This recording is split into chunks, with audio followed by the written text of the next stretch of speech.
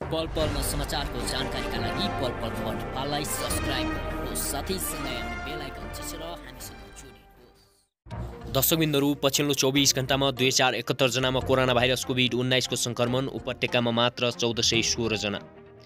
Doctor KC र सरकारबीच 8 बुँदे सहमति, अनसन आइतबार तोडिने।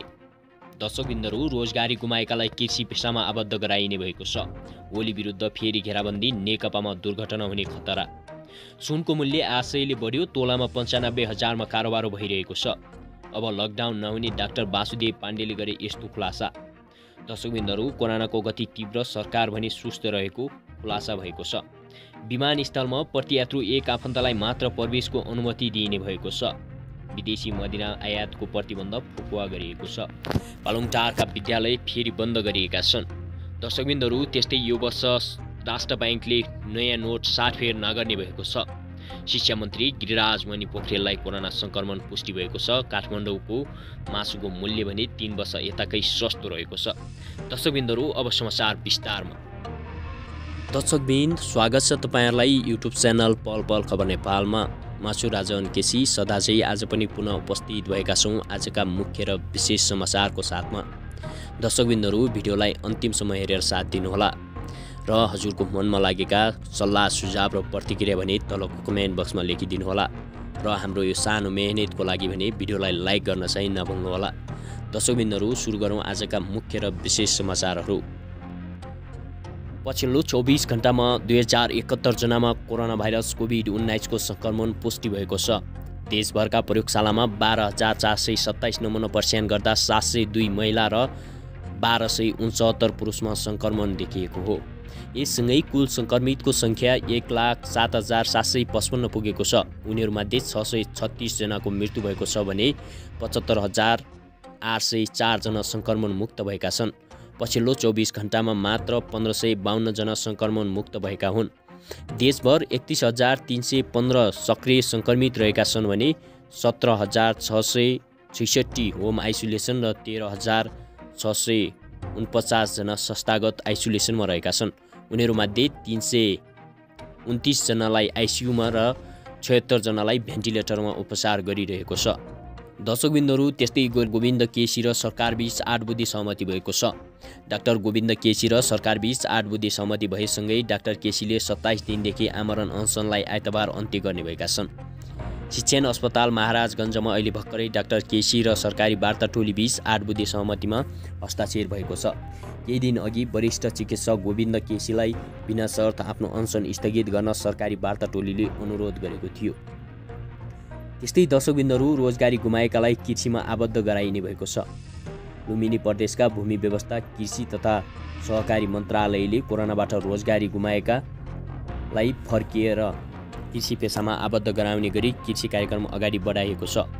मन्त्री आरती पौडेलले कृषि पेसामा श्रम गर्ने मजदुरको बिमा सञ्चय कोष, पट्टी लगायतका योजना सञ्चालन गरेर कृषि पेसामा युवालाई आकर्षण गर्ने गरी कार्यक्रम कार्यान्वयनमा ल्याइएको जानकारी दिएका छन्। ओली विरुद्ध फेरि घेराबन्दी, नेकपामा दुर्घटनाको खतरा। दर्शकबिन्दुहरू, कर्णाली प्रदेशका मुख्यमन्त्री महेन्द्र बहादुर शाही विरुद्धको अविश्वासको प्रस्तावले नेपाल कम्युनिस्ट पार्टीभित्र नयाँ विवाद सतहमा ल्याएको छ। शाही नेकपा अध्यक्ष पुष्पकमल दाहाल निकट हुन् भने अविश्वासको प्रस्ताव दर्ता गर्ने एमलाल कडेल अर्को अध्यक्ष केपी शर्मा ओलीका निकट हुन्। ओली र प्रचण्डबीच बढेको टकरावको कम्पन कर्णालीमा पुगेको छ। यो सँगै ओलीले पार्टीभित्र पेलेर जाने रणनीति ल्याएको सन्देश समेत दिएका छन्। दर्शकबिन्दुहरू, त्यस्तै सुनको मूल्य आशयले बढ्यो, तोलामा 95,000 मा कारोबार भइरहेको छ। नेपाली बजारमा सुन चाँदीको मूल्य केही दिन यता थप घट भइरहेको छ। आइतबार सुन चाँदीको मूल्य वृद्धि भएको छ। आज सुनको तोलामा आशयले बढेको हो। आइतबार छापावाला सुन प्रति तोला 95,600 र तेजाबी सुन प्रति तोला 95,100 रुपियाँमा कारोबार भइरहेको नेपाल सुन चाँदी व्यवसाय महासङ्घले जनाएको छ। शुक्रबार सुन तोलाको 900 रुपियाँले वृद्धि भएर प्रति तोला 94,800ले कारोबार भएको थियो। दर्शकबिन्दुहरू, अब लकडाउन नहुने डाक्टर वासुदेव पाण्डेले गरे यस्तो खुलासा। इपिडिएमियोलोजी तथा रोग नियन्त्रण महाशाखाका निर्देशक डाक्टर वासुदेव पाण्डेले काठमाडौँ उपत्यकामा कोरोना सङ्क्रमण हत्तै बढ्नुको कारण पर्सियानको दायरा बढ्नु र बाहिरबाट आउनेले क्वारेन्टाइनमा नबस्नु नै भएको सुनाएका छन्। हिजो राति प्राइम टाइम्स टेलिभिजनबाट प्रसारण भएको जनता जान्न चाहन्छ कार्यक्रम पत्रकार ऋषि धमलासँग कुरा गर्दै उनले सङ्क्रमितको क्लोज कन्ट्याक्टमा हुनेहरूलाई आफूहरूले पर्सियान गरेको सुनाएका छन्। दर्शकबिन्दुहरू, त्यस्तै कोरोनाको गति तीव्र र सरकार सुस्त रहेको छ। नेपालमा पहिलो व्यक्तिमा कोरोना भाइरस सङ्क्रमण भएको 260 दिनमा सङ्क्रमित 1 लाख पुग्यो। पहिलो व्यक्तिमा सङ्क्रमण माघमा भएको थियो र दोस्रो 110 गते पुष्टि भएको थियो। त्यस लगत्तै सरकारले देश नै लकडाउन गर्यो, तर बाँकी कुनै पनि काम प्रभावकारी गर्न सकेन, जसका कारण सङ्क्रमण दिन प्रतिदिन बढिरहेको छ। दर्शकबिन्दुहरू, त्यस्तै विमानस्थलमा प्रतियात्रु 1 आफन्तलाई मात्र प्रवेशको अनुमति दिइनेछ। त्रिभुवन अन्तर्राष्ट्रिय विमानस्थल परिसरमा अब 1 जना यात्रुका लागि 1 जना मात्र आफन्तले प्रवेश पाउने भएका छन्। त्रिभुवन विमानस्थल कार्यालयले आइतबार सूचना प्रकाशित गर्दै यस्तो जानकारी गराएको हो। दर्शकबिन्दुहरू, विदेशी मदिरा आयातमा प्रतिबन्ध फुकुवा गरेको छ। सरकारले विदेशी मदिरा आयातमा लगाएको बन्देज फुकुवा गरेको छ। उद्योग वाणिज्य सङ्घ तथा आपूर्ति मन्त्रालयको प्रस्तावमा मन्त्री परिषदले आयात खुल्ला गर्ने गरी निर्णय गरेको सरकारका प्रवक्ता तथा परराष्ट्र मन्त्री प्रदीप गेवालीले जानकारी दिएका छन्। दर्शकबिन्दुहरू, पालङटारका विद्यालय फेरि बन्द भएका छन्। सञ्चालनमा आएको 1 महिना नबित्दै पालङटार नगरपालिकाका सबै शैक्षिक संस्था बन्द भएका छन्।